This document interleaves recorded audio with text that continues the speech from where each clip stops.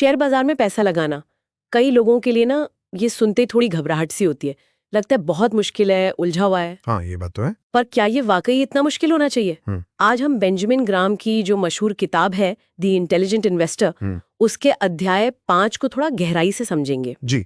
ये खास तौर पे रक्षात्मक निवेशक यानी कि डिफेंसिव इन्वेस्टर के लिए है। और आज की इस चर्चा का मकसद यही है कि ग्राहम के सिद्धांत समझे, खास करके वो निवेशक जो सुरक्षा चाहता है, कम जोखिम चाहता है, वो शेयर बाजार में कैसे चले। सही कहा। और हमारी जो बातचीत है ये पूरी तरह ग्राहम के अध्याय 5 पर ही आधारित होगी और कोशिश करेंगे कि इसे भारतीय शेयर बाजार के लिहाज से देखें। हाँ, ये जरूरी है। मतलब रक्षात्मक निवेश के जो जरूरी नियम है और भारत में उन्हें कैसे अमल में लाया जा सकता है, उसे आसान भाषा में समझें। ठीक है, तो सबसे पहले शुरू करते हैं, रक्षात्मक निवेशक होता कौन है, इसकी सोच क्या होती है? देखिए, ग्राहम के हिसाब से इनका जो पहला लक्ष्य है वो है अपनी जमा पूंजी को सुरक्षित रखना। अच्छा, सेफ्टी फर्स्ट। हाँ, सेफ्टी फर्स्ट।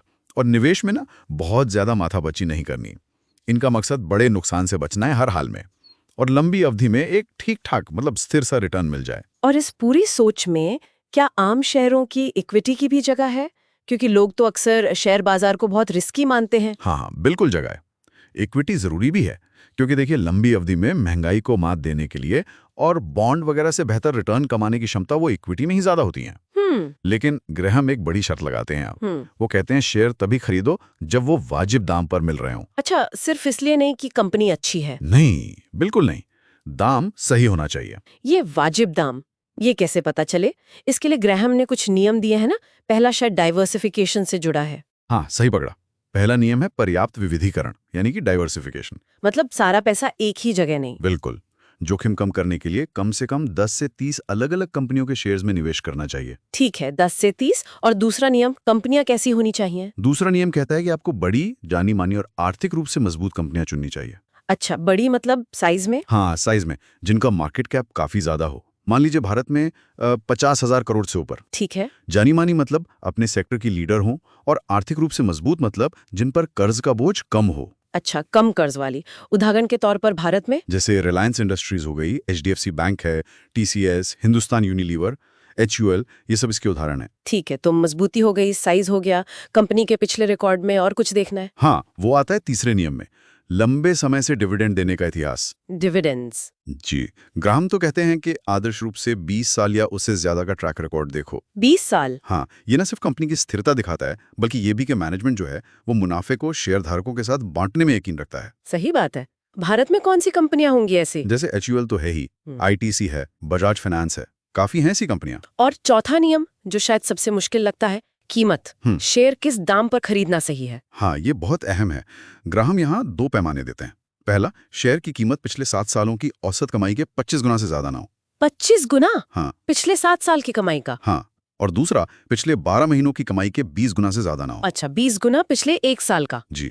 अब ये जो P सीमाएं हैं ये उस जमाने के हिसाब से थी, आज शायद थोड़ी कंजर्वेटिव लगें। हाँ, थोड़ी सख्त लग सकती हैं। लग सकती हैं, लेकिन ये ग्राहम का जोर दिखाता है कि निवेश जो है वो स्थापित कमाई पर आधारित हो, भविष्य की अटकलों पर नहीं। लेकिन आजकल देखें तो कई बहुत पॉपुलर कंपनियां हैं जो इन PE लिमिट से बहुत ऊपर ट्रेड करती हैं।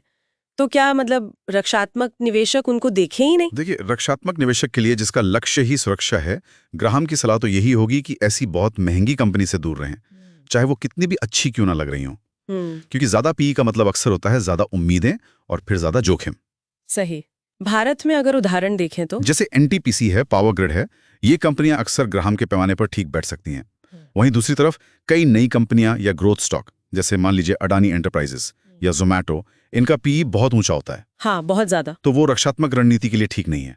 इसी से जुड़ा ग्राहम का एक और बहुत मशहूर कॉन्सेप्ट है, मार्जिन ऑफ सेफ्टी। बिल्कुल, मार्जिन ऑफ सेफ्टी, सुरक्षा का मार्जिन। सीधा सा मतलब है शेयर को उसकी जो अनुमानित असली कीमत है, इंट्रिंसिक वैल्यू जिसे कहते हैं, उससे काफी कम दाम पर खरीदना। अच्छा। सोचिए, अगर आपने अंदाजा लगाया कि एक शेयर 100 रुपए का होना चाहिए, पर आपको वो 70 रुपए में मिल रहा है। हाँ। तो ये 30 रुपए आपका मार्जिन ऑफ सेफ्टी है।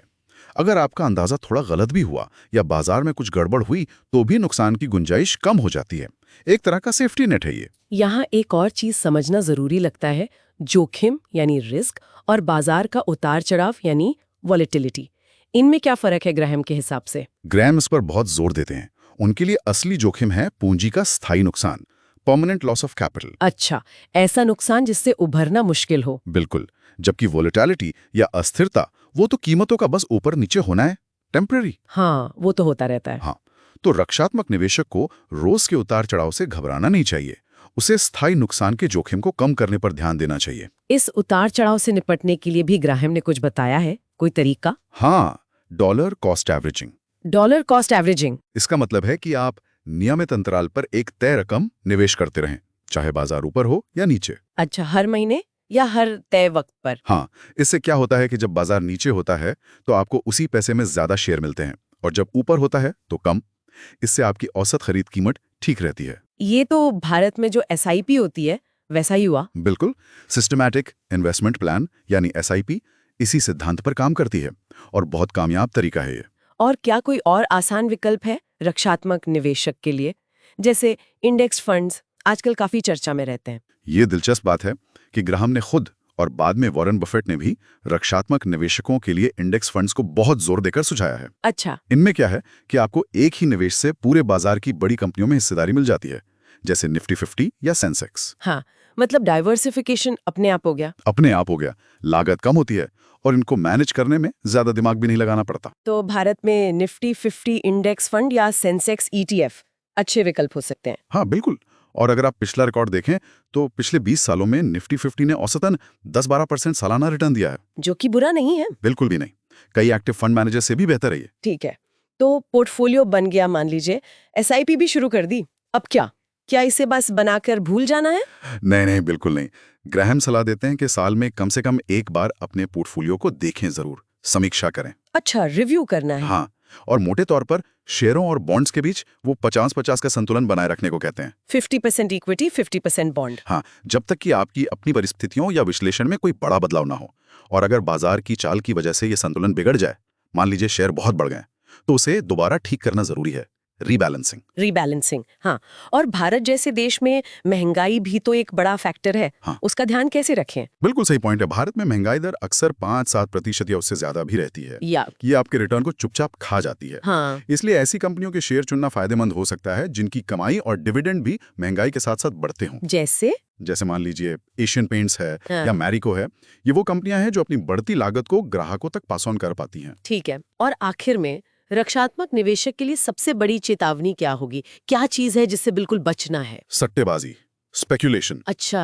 हॉट टिप्स, रातों रात अमीर बनाने वाली स्कीमें, मार्केट को टाइम करने की कोशिश कि अभी बॉटम है या टॉप है। हाँ, ये सब बहुत चलता है। ये सब रक्षात्मक निवेशक के लिए जहर की तरह है। अच्छा। अनुशासन और एक तर्क संगत सोची समझी रणनीति पर टिके रहना ही सबसे जरूरी है। तो अगर हम इसे संक्षेप में कहें, एक लिस्ट बनाएं, रक्षात्मक निवेशक के लिए क्या करें और क्या ना करें? हाँ बिल्कुल।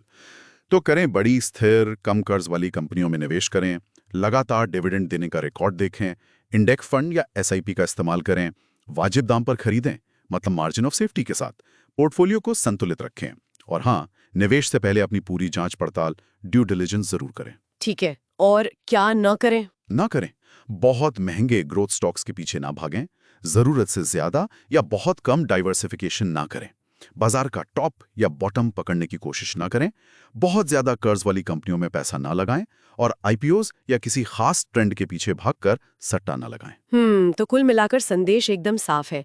रक्षात्मक निवेश कोई रॉकेट साइंस नहीं है, बल्कि ये अनुशासन, समझदारी, सुरक्षा पर जोर, सही मूल्य पहचानने और लंबे समय तक टिके रहने का नाम है। बिल्कुल, ये फटाफट मुनाफा कमाने का रास्ता नहीं है। ग्राहम के नियम और तरीके जैसे डाइवर्सिफिकेशन, क्वालिटी पर ध्यान, वैल्यू पर ध्यान, इंडेक्स फंड, SIP, ये सब कम जोखिम के साथ धीरे धीरे लेकिन मजबूती से संपत्ति बनाने का एक आजमाया हुआ और व्यवहारिक रास्ता दिखाते हैं। चलिए, इस बातचीत को खत्म करते हुए एक सवाल श्रोताओं के लिए छोड़ते हैं सोचने के लिए।